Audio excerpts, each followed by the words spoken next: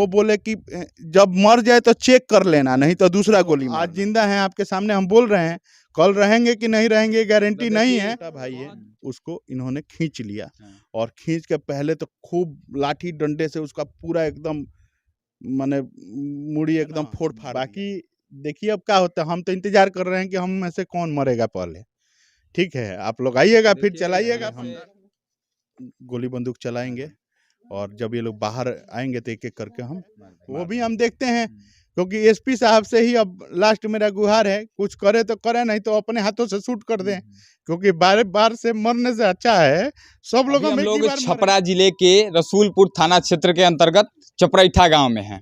यहाँ पर 3-4 लोग एक कार में जा रहे थे, सिवान शायद जा रहे थे लोग, और अचानक गोली चलना शुरू हो जाता है और उसमें से एक आदमी की मौत हो जाती है।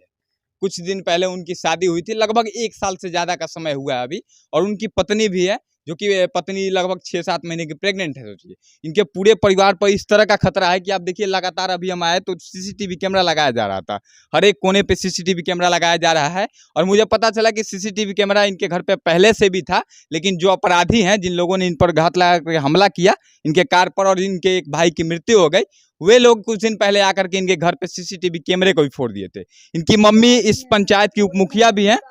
अच्छा, निकाल लिए। इन लोगों से हम बात करेंगे। देखिए, खतरा इतना ज़्यादा है इन लोगों में, बहुत ज़्यादा रिस्क है इनके परिवार पर और बहुत ज़्यादा खतरा है पूरे परिवार पे।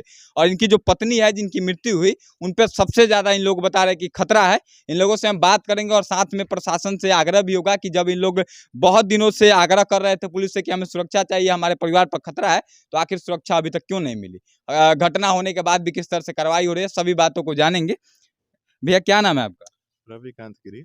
अच्छा, उस दिन जो कार में आप लोग जा रहे थे, तो आप उसमें थे, कितने लोग थे साथ में आपके? हम 4 लोग थे, मैं, मेरे बड़े भाई शशिकांत गिरी और छोटा भाई सूरजकांत गिरी जिसकी मृत्यु हुई, और ये सोनू गिरी। हम 4 लोग थे, रसूलपुर से सिवान जा रहे थे। हम लोगों ने जैसे टोल टैक्स क्रॉस किया, ये पहली घटना नहीं है, आज से लगभग 7-8 महीने पहले सेम घटना हम लोगों के साथ सेम जगह पे अंजाम दी गई थी।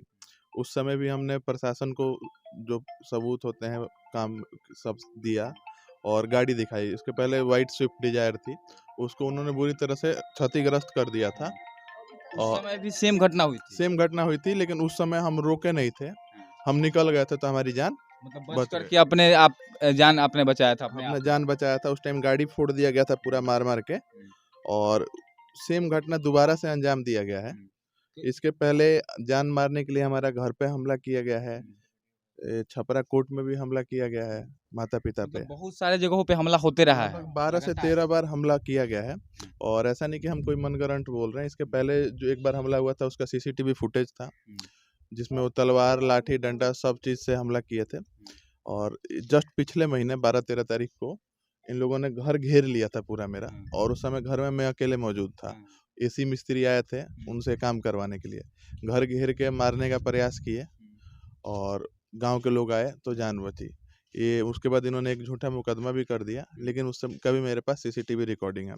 1 साल से लगातार हमला हो रहा है। प्रशासन से हमने बहुत रिक्वेस्ट किया कि आप लोग इस पर कार्रवाई नहीं कीजिएगा तो किसी न किसी की जान जाएगी, और वही हुआ, मेरे भाई की जान चली गई। अच्छा, आखिर क्या कारण है कि आपके परिवार पे लगातार हमला किए जा रहे हैं वो लोग और पुलिस कार्रवाई भी नहीं कर रही? आखिर क्या कारण है इसका? देखिए, जैसा कि आपने बताया, मम्मी मेरी उप मुखिया है, तो 2-3 साल पहले जब चुनाव हुआ था तो वो लोग भी चुनाव में खड़ा हुए थे, और उनको शायद 20-22 वोट मिला था, तो वो हार गए थे, और तब से ये एक दुश्मनी हो गई राजनीतिक।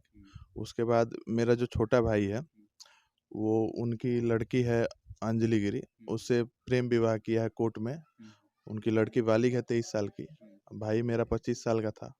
दोनों ने शादी कर ली तो रजामंदी से कि इसमें किसी की खुशी नहीं है। कोई अगर प्रेम विवाह करता है, हम भी उसको सपोर्ट नहीं कर रहे हैं, लेकिन इसका ये मतलब नहीं है कि आप उसको हत्या कर दीजिएगा। हमने बहुत प्रयास किया, बहुत मिलाने की कोशिश की, लेकिन ये लोग मीठी बातें करते थे और पीठ पे हमला करते थे, और इसी कारण उन्होंने हत्या की, इन 2 रीजन के कारण। मतलब कहीं न कहीं ज़्यादा कारण आपका चुनाव भी था, जिससे वो लोग बुरी तरह से हार गए, इसका कारण भी था। और आपकी मम्मी आज उप मुखिया भी हैं, तो कहीं न कहीं जलनशीलता थी एक, और दूसरा प्रेम विवाह जो आपके भाई ने किया, दोनों कारण की वजह से हत्या हुई है। बिल्कुल, बिल्कुल। और ये जो हत्या हुई, मतलब अचानक नहीं हुआ कि रोड पे, ये प्री प्लान्ड था। कुछ लोग झाड़ियों में छुपे हुए थे, कुछ लोग सामने से आए, उन लोगों का चेहरा आप लोगों ने देखा? बिल्कुल 10 लोगों को हमने नामजद किया है हम्म। और 4-5 लोगों को बाई फेस पहचानते हैं, उनका नाम हमें नहीं पता है, उनको हमने अज्ञात में दिया है। तो आप कहाँ रहते हैं? हम अभी फ़िलहाल गोपालगंज रहते थे, अभी आज से हम चपराठा में हैं, हमारे साथ भी कोई अनहोनी हो सकती है और वो लड़की जो है, जो प्रेग्नेंट है मेरे भाई की वाइफ़, उसके साथ भी कोई गलत हो सकता है। उन्होंने ऑन मीडिया ये कहा है कि उसके सर से प्यार का भूत उतारेंगे। मतलब उनके परिवार वाले कह रहे हैं कि इसके बाद कहीं न कहीं इसकी बारी हो सकती है। बिल्कुल, उन्होंने 10 बार ये बात कहा है। ये स लगातार कह रहे हैं इस बात को। हाँ, ये लगातार इस बात को वो लोग कह रहे हैं। तो थोड़ा-सा हम चाहेंगे कि उनसे भी बात करेंगे, आपकी मम्मी से सबसे पहले। देखिए इनकी मम्मी है और ये लोग जा रहे थे और अचानक हमला हुआ और एक बार नहीं, कई बार हमला हुआ। पुलिस में कंप्लेन कर चुके हैं लोग। आप भी उस दिन साथ में थे भैया? हाँ भैया, मैं भी साथ में था। चूँकि इन्होंने अचानक हमला किया, 2 मोटरसाइकिल पर 3-3 के तादाद में लोग और पीछे से पूरा लाठी डंडा। इनका यही प्लान था कि पहले हम गोली बंदूक चलाएँगे और जब ये लोग बाहर आएँगे तो एक-एक करके हम मार देंगे। लेकिन क्या हुआ कि गाड़ी हमारी, जब इन्होंने पहले हमला किया, गोली-वोली चलाए तो गाड़ी डिसबैलेंस होके वहीं पे झाड़ी में फँस गई, जिससे हम दोनों भाई नहीं निकल सकते थे। देख रहे हैं हेवी वेट है और कार का दरवाज़ा छोटा है। पीछे वाला जो पोर्शन है ऊपर रह गया, जिसमें से ये जो मेरा छोटा भाई है उसको इन्होंने खींच लिया और खींच के पहले तो खूब लाठी डंडे से उसका पूरा एकदम माने मुड़ी एकदम फोड़-फाड़ दिया। उसके बाद हम जैसे-तैसे उसमें से निकले, जब तक मैं निकल के देख रहा हूँ कि उधर से रिवॉल्वर लेके ये आ रहे हैं आपके धर्मवीर गिरी और पीछे-पीछे रिवॉल्वर लेके शशि भूषण गिरी, उसके पीछे धीरज, नीरज सबके हाथ में था और पीछे थे उत्तम गिरी। इन्होंने ये आपके धर्मवीर गिरी को शशि भूषण ने बोला कि इसको दूर से मत मार, सटा के मार। मतलब कहीं न कहीं प्लान था कि मार देना है। प्लान था। और पीछे-पीछे जयराम गिरी आ रहे थे, वो बोले कि जब मर जाए तो चेक कर लेना, नहीं तो दूसरा गोली मारना। क्या हुआ कि ऐसे देखिए, मतलब मैं क्या बताऊँ, मैं तो थोड़ी देर के लिए नर्वस हो गया, क्योंकि जब मैं दरवाज़ा खोल के बाहर आया हूँ, तो देख ये रहा हूँ कि मैं जो धर्मवीर गिरी है ऐसे बैठ के और मैंने एकदम सर में भाई के सटा के, वहाँ पे चल के घटना स्थल पे भी देखेंगे कि बाल-वूल बेचारे का उड़ा हुआ है, क्योंकि जो वो फायरिंग हुई थी वो मतलब एकदम ऐसे किया लड़का, मतलब एकदम पास से इस एकदम तरह से सटा के मारा गया।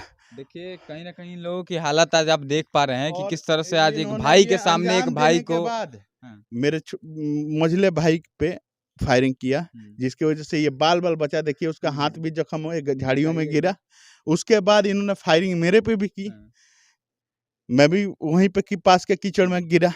माने इनका प्लान था हम तीनों आदमी को एकदम ऑन स्पॉट, तीनों को मारने का हाँ, प्लान जब था। भाई को मेरे तो ऑन स्पॉट खत्म कर दिए।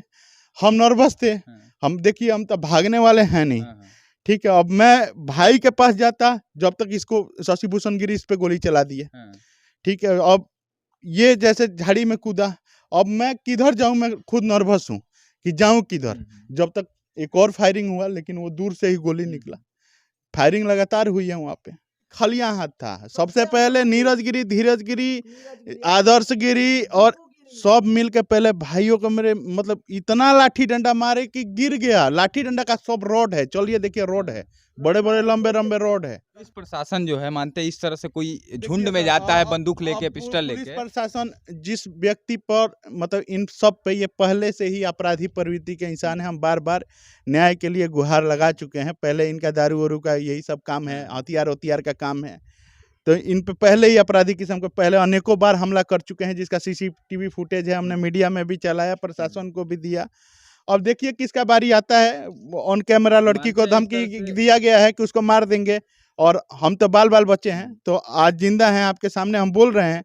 कल रहेंगे कि नहीं रहेंगे गारंटी नहीं है। बहुत बड़ी बात कह रहे हैं, और सही में अगर इस तरह से मारा जा रहा है, इनके परिवार पर लगातार हमला हो रहा है, देखिए कभी आके सीसीटीवी फोड़ दिया जा रहा है, तोड़ दिया जा रहा है, कभी घर में घुस के मार दिया जा रहा है, कभी घर को घेर लिया जा रहा है, और उसके बाद इन लोगों पे एक साथ सोचे 4 लोग थे और सभी को जान से मारने का प्रयास था। उसमें प्रयास नहीं था सर, अब ये मार देंगे निश्चित है। देखिए किसका बारी आने वाला है वो हम इंतजार कर रहे हैं। अब प्रशासन किस चीज का इंतजार कर रहा है वो भी हम देखते हैं, क्योंकि एसपी साहब से ही अब लास्ट मेरा गुहार है, कुछ करे तो करे, नहीं तो अपने हाथों से शूट कर दें, क्योंकि बार बार से मरने से अच्छा है सब लोग हम एक ही बार मरे। देखिए भाई का दर्द क्या कहे अब हम, मतलब इस तरह से ठीक है, जो भी गलती हुई, इनके भाई ने प्रेम विवाह किया, दोनों ने मर्जी से, गलती अगर हुई तो आप बैठ करके सुलझा सकते हो। अगर गोली मारने से आपकी बहन फिर से बिना शादी के हो सकती है तो मारिए, हो सकती है क्या, बोलिए, जवाब दीजिए। मैं सपोर्ट नहीं कर रहा हूँ, पहली बात मैं सपोर्ट नहीं करता हूँ प्रेम विवाह भाग करके कोई करता है या कोर्ट मैरिज या कैसे भी